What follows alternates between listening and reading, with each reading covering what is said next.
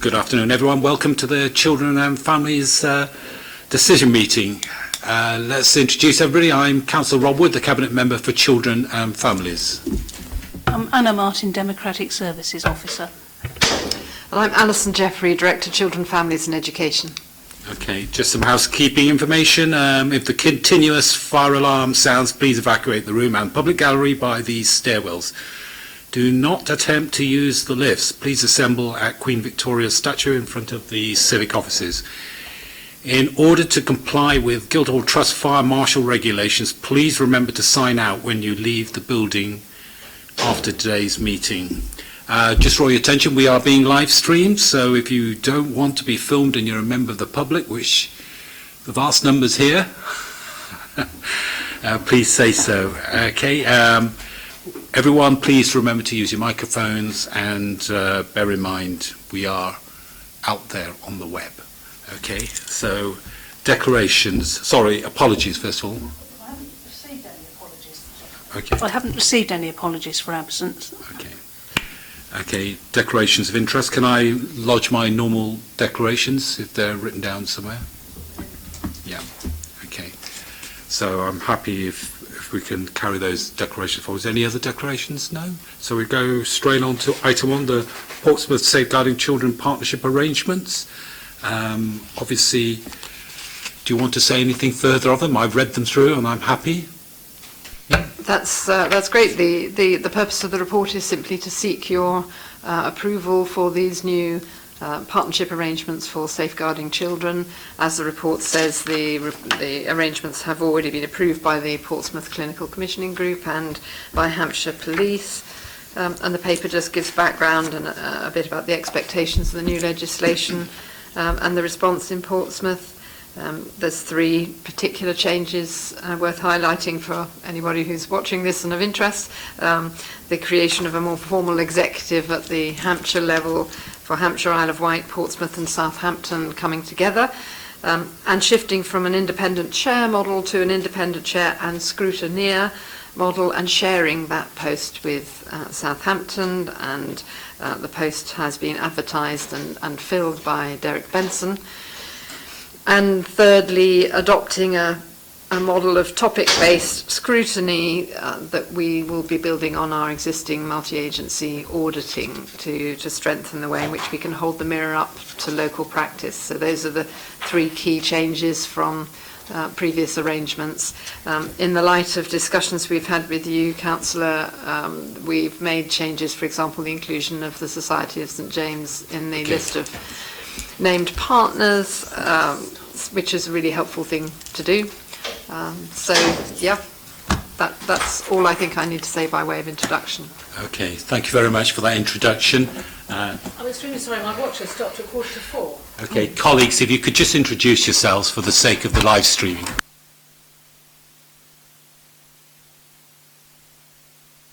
Yes, Councillor Matt Atkins, the Conservative Group spokesman. Judith Spyth, Councillor St Jude Ward. And members, have you got any declarations of interests? No declarations. No. In your absence, we've just run through item number 3 of the Portsmouth Safeguarding Children Partnerships. I've got nothing further to add. It's been outlined, and I hope you've read it. It's not a big talking point. Has anybody got any questions, or can I go straight on to the recommendations?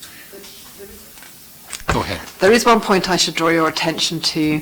It's a very small amendment that's been made to Appendix 1 of the arrangements compared to the published version. The published version referred to the Sustainable Transformation Partnership for Hampshire and the Isle of Wight. The new version refers to the Integrated Care System. It effectively means the NHS operating at that geography, but the Integrated Care System is actually the correct title for the structure that's being referenced there. So that change has been made to Appendix 1. Otherwise, it's there's obviously no change from published arrangements. Okay, colleagues, as I said, unless you've got any specific, hopefully you've read it, you've got any specific questions, we've obviously done this one quite a lot, and it's been through the Health and Wellbeing Board. Judith, you've got a question?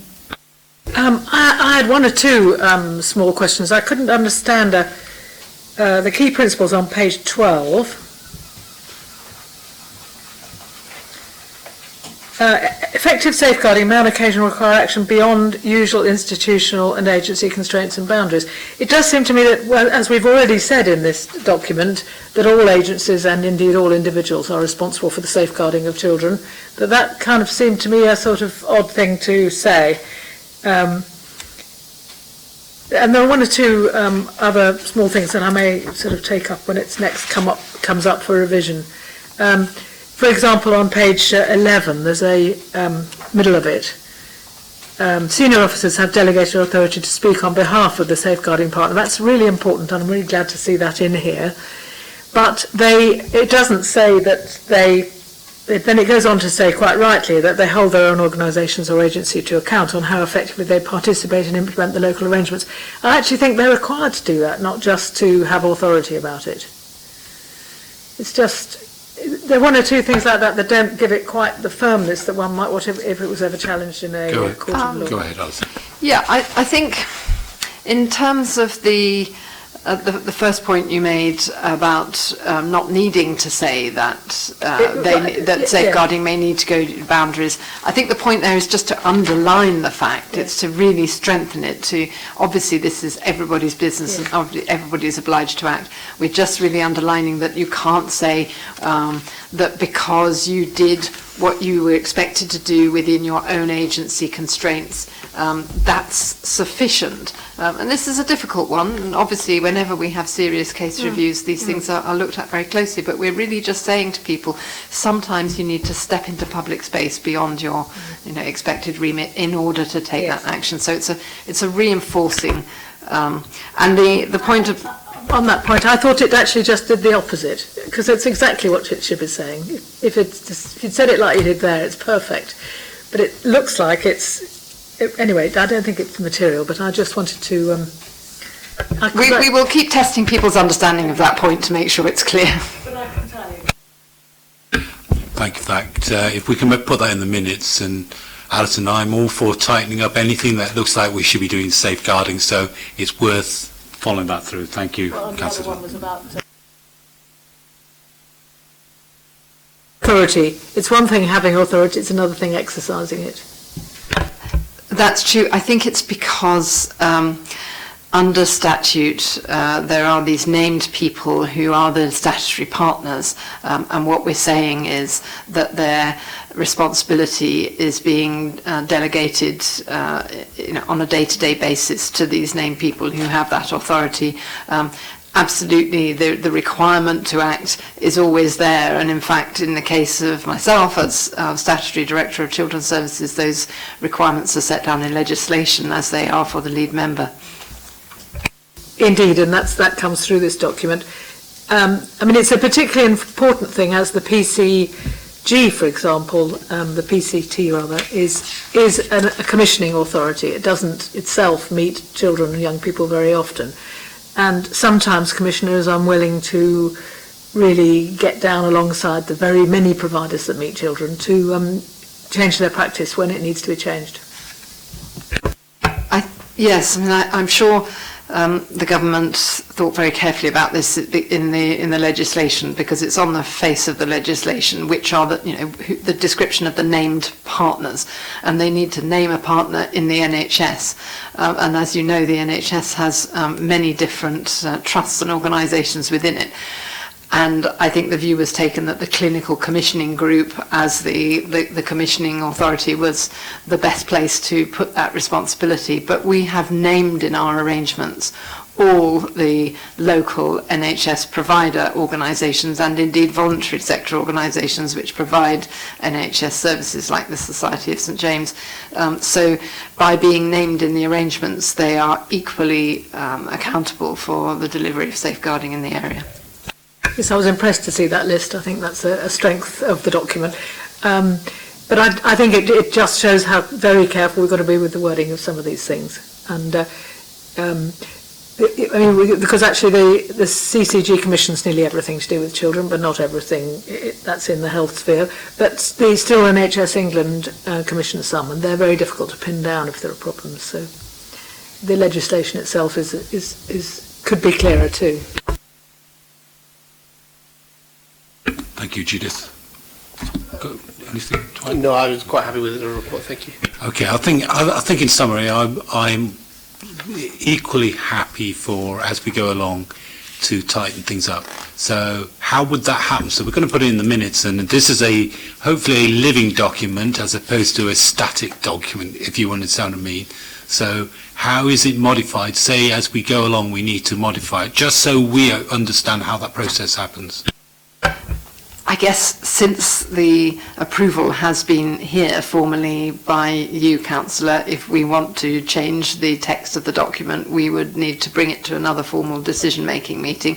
I think perhaps one way forward is just to make sure that people understand the intent of it whenever we're talking through it and giving training on it, which I think they do, and probably the readership of the fine print may be relatively small, but we have on our website, the Portsmouth Safeguarding Children Board website, very much all the detail and information that people would want about safeguarding arrangements in Portsmouth. So okay, done. And so therefore, let's bed it in, see how it goes as it comes. Make a note in the minutes of those points you've made, and then down the line, let's do a softer review to see if we need to do a formalised review if there are lots of bits of feedback on it. But I'm also of the opinion that it should be a living document, which is we should review things at a reasonable level just to reflect practice rather than let it die on the vine type thing. Absolutely, Councillor, and by saying that the readership would be small, I'm not in any way suggesting that we won't be either making it very clear or drawing out the salient points in all our training and communications. Okay, then I'll move it to the recommended. It's recommended that the Cabinet member approves the new strategic Safeguarding Children partnership arrangements on behalf of the City Council, ready for publishing. The arrangements have been approved already by the Portsmouth Clinical Commissioning Group and by Hampshire Police. So I formally said the words, and so it's approved. Can we move on to item number 4, creation of the new foster care adoption policy? Yes, of course, Councillor. So as the report explains, the purpose is to seek your approval to a new policy to guide the allocation of funding to foster carers for adaptations to property. And as the report and the policy explain, this is to enable us to help foster carers have children with them where that really is the best placement for them and in their long-term interests, and the only obstacle is that they don't have exactly what they need in terms of the property, and an investment supported by us would help there. At the moment, as the report explains, we have a budget, and requirements are looked at on an ad hoc basis, and there's no formal criteria against which they're judged. So this is really to tidy things up and to give us that formal set of criteria and expectations against which to take decisions. It sets out some permissions for decisions to be taken up to a certain value by the lead member and others to require the Section 151 officer agreement. Okay. Alison, and just to recap, obviously in the briefing we've seen this one, and I just reiterate for public consumption some of the points made, which is this is a finite pot currently, and we will look to replenish it if we can through other sorts of funding. But the finite pot, we were to sort of say what is the run rate, and because it was ad hoc and currently the pot hadn't been used substantively, we were happy that we couldn't really equate a run rate to how long the pot would last, and each decision would be made on its way, simply because it is a pot and it is what it is. And I'm happy with the thresholds discussed there, and I'm also happy with the fact that we said we would be looking into the future to see how else we could bring something as a pot. Questions? Chair, I'm very happy with this. I think it's another way in which we can demonstrate that our policies with children who need our support and help, looked after children particularly, are truly child-focused, and that we can make decisions in the interests of the child. You know, there aren't going to be that many people coming for this, and it's really important that we're able to offer them that flexibility of making adaptations, because sometimes children with particular disabilities are those that otherwise would be most difficult to place. So I think it's really good. Sure. I had one or two questions about this. Obviously, it's an excellent idea, and it's very good that the city has this opportunity to help foster carers adapt their homes to accommodate more children. It was more around the question of, so why now is the policy coming in, as opposed to, because obviously 2015, when the funding awarded, we spent more than half of it. What is the need that sort of prompted the policy? I'll give you this straight and honest answer for that. Relatively recently, the Director of Housing allocated to us a named business lead within the Directorate, Alison Cloutman, who came along, looked at what we were doing and realised that there was no policy, and said this needs to be tidied up and we need a policy. So it is literally somebody with a pair of eyes on this, thinking, actually, you know, it's not really sufficient to be taking decisions ad hoc. Let's have a policy framework around this. It wasn't a difficult policy framework to put together, and it's a useful, you know, clarification of how we do business. But it was literally, you know, the new pair of eyes looking at this. Sure. In terms of changes it made from the way you behaved ad hoc, one or two things to me jumped out as possible shifts. Moving away from getting 3 quotes for work to be done, moving to an in-house builder predominantly, but perhaps these were taking place anyway. I'm just wondering if the policy has actually changed those things, or if that was something that was kind of the practice anyway. So in terms of where I was looking in the policy for that information,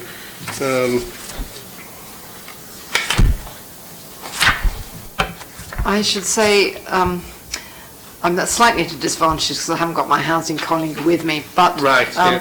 the policy establishes that the responsibility for getting this work done would be with the Housing Directorate, but they would decide whether or not this was an in-house project or something for which they would secure tenders. And as my understanding is, this is just talking about them having oversight of the process. Okay, because in the report 4.4 it says it removes the need for 3 quotes for the work. I can't remember exactly where the point about it being using an in-house builder. My main concern was really to make sure that this is more financially efficient with the remaining money, which obviously is not that enormous a pot anymore, rather than take any risk that the individual modifications might cost more. The policy, I presume, is likely to be more rigorous in terms of how money is spent, rather than there being any risk of it actually keeping the money too much in-house and not getting the best value. I think certainly the way things are at the moment, with everything being looked at very, very carefully indeed, it's most unlikely that decisions now would be more lax than, or you know, not be so carefully taken as in the past. But I acknowledge, obviously, the report does say that it would remove the need for 3 quotes. So there is a change here. I think it would be perhaps useful just to log that the committee is anxious to ensure that the best value for money continues to be secured under this policy, under the minutes.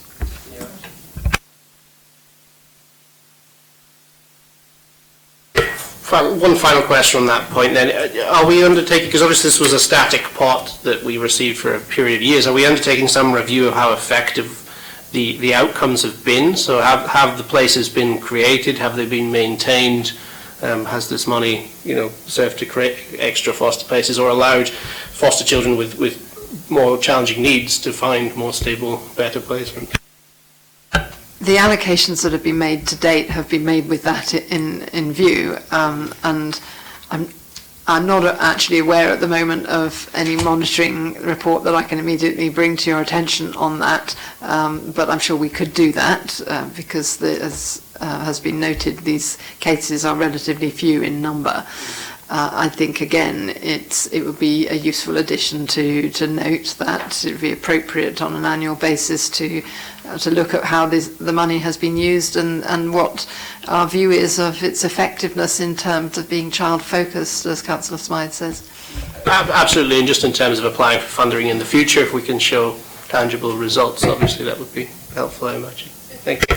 Indeed, Chair, the policy requires each request to be subject to financial appraisal and only progress if the capital costs can be offset by equivalent revenue savings or costs avoided over the following 3 years, which can be enormous in these cases because it can mean a child not being able to be in an ordinary family setting. And so that information is readily there if we want to, if it needs to be monitored on a reasonable basis. Absolutely, I understood that as the assessment in advance. I was asking more about whether or not it was then checked up on that it then occurred. Yeah, and an annual retrospective report would do that for you. Yeah. Okay, colleagues. Okay, colleagues. Shall I move on to that? Thank you very much for both your inputs. Very useful, and in a way, it followed where I started with. We best started with a bit of rigorous view about it, and then realised obviously there's another aspect of it, that we were quite lucky to have this fund to help out families, and it's obviously because it's very rarely used, it tends to be the most pressing cases anyway. So in a roundabout way, its own feedback source the most appropriate persons who got this funding. Right, I'm going to move on to the recommendations while my colleagues look for the small print. Okay, and the recommendation one is approves the policy to provide financial support to foster carers who meet the requirements as laid out in the policy at Appendix A, which I do.